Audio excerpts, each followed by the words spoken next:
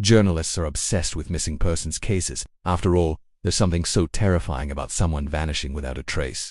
But it's usually just bored lovers or disgruntled relatives who have something to do with their disappearance. But what if an entire colony just vanished? And I mean an entire colony. Between 1587 and 1590, 115 English settlers simply vanished from the New World and no one knows what happened to them. Not only that, but apart from one word carved into a post, we don't even know for sure that they're dead. This is the story of the Lost Colony of Roanoke. In 1584, the English Queen Elizabeth I granted a charter to Sir Walter Raleigh to establish settlements in North America. This was part of a wider trend at the time. See, for the past few decades, Europeans had been exploring and conquering the Caribbean and the coast of North America. There were Spanish settlements in Florida and French colonies in Canada, and England wanted in on this action. Raleigh chose a small island off the coast of present-day North Carolina for the colony because he believed that its natural resources would make it easy to turn a profit. There was just one problem. The island was already occupied by several hundred Native Americans. Raleigh named his settlement after the famous English explorer Sir Francis Drake, even though he really just stole the name from another explorer, Martin Frobisher, who called his own colony in Canada New Albion. I mean, come on, did these guys not know how to be original? Raleigh then went back to England to secure funding for the colony, while leaving two of his associates in charge of actually making it happen. When Raleigh returned 3 years later, he found that the colony had failed. It turns out that the two people he left in charge couldn't actually get along, and after some fighting, they decided to abandon the colony and sail back to England. Undeterred, Raleigh tried again, but his next attempt also failed due to bad leadership. He then tried again, and this time things went pretty well. The settlement survived and it even started to thrive, largely thanks to the efforts of a man named John White. By 1587, the colony was large enough that England decided to send over more settlers. In fact, they sent over 115 settlers, which made the Roanoke colony the largest group of European settlers ever sent to North America at the time. The problem was that when the supply ship arrived carrying all these settlers, John White wasn't there to greet them. You see, just before the settlers arrived, John White's daughter and son-in-law showed up at the settlement, begging him to take him back to England. Turns out that the governoress's wife had accused them of adultery and basically forced them to choose between them and the colony. So they chose the colony just before the ships were set to leave. White got word that his supplies hadn't arrived yet, and since the settlers needed supplies, he convinced the governor to let them stay for a few weeks until the supply ship came in. Then he got on board and sailed back to England with his daughter and son-in-law. When the supply ship arrived carrying the rest of the settlers, there was no sign of White or his daughter and son-in-law. They were gone, and in their place was a note saying that they'd gone to retrieve medical supplies and would be back soon. Well, they never came back. John White didn't return to North America until 3 years later. When he finally got back to Roanoke,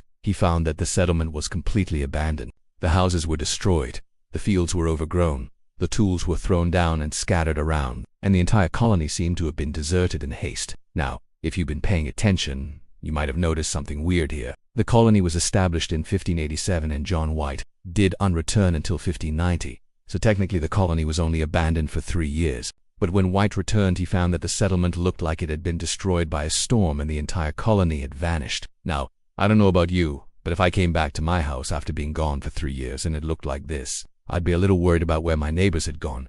But unlike me, John White was prepared. Before leaving the colony in 1587, he planted a large wooden cross near the settlement as a landmark, and when he returned, the cross was still standing. But that's not the only thing he found. The only other clue he had to the colonists' disappearance was the word Croatoan carved into the post of one of the buildings. Now, the most popular theory at the time was that the colonists had joined a friendly Native American tribe on the nearby mainland known as the, and to prove this, they found an old English musket in a Croatoan village, which seemed to confirm their suspicions. There was just one problem with this theory. See, when the colonists first arrived in North America, they befriended a different native tribe called the They actually lived with them for a few months until the colonists decided that they were very nice and moved away. So if the colonists did go live with a native tribe, it would have been the Roanoke, not the Croat. And not only that, but the Croatoans and the Roanoke were fierce rivals. If the colonists really did join the Croatoans, then they would have had to fight through the Roanoke first, which seems unlikely given that the colonists were so unprepared for the wilderness that they almost starved when they first arrived. So if the colonists didn't assimilate with the Croatoans, what happened to them? Well,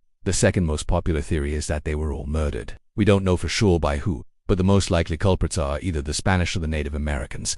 The Spanish had been exploring and conquering the Caribbean for decades, and they definitely had the manpower and the motive to wipe out the English colony. However, there's absolutely no evidence that the Spanish had anything to do with the colonists' disappearance. As for the Native Americans, well, we do know that they attacked the colony from time to time, but once again, we have no evidence that they attacked and killed every single settler. There are plenty of other theories, of course, such as these settlers starving to death, dying from disease, or being taken by aliens, but none of these theories are supported by evidence. Archaeologists did find the remains of an English woman and 2 children near the colony site, but since they were found in an area that was used for an Indian burial ground, we don't know if the colonists killed her or if the Native Americans did. What's more, the archaeologists uncovered evidence that suggested that the colonists had been living alongside the Native Americans after the settlement was supposedly abandoned. In fact, the archaeological evidence suggests that the Native Americans adopted many of the English customs and technologies. All this evidence suggests that the colonists assimilated with the Native Americans, but it doesn't prove it. This is America's First Mystery.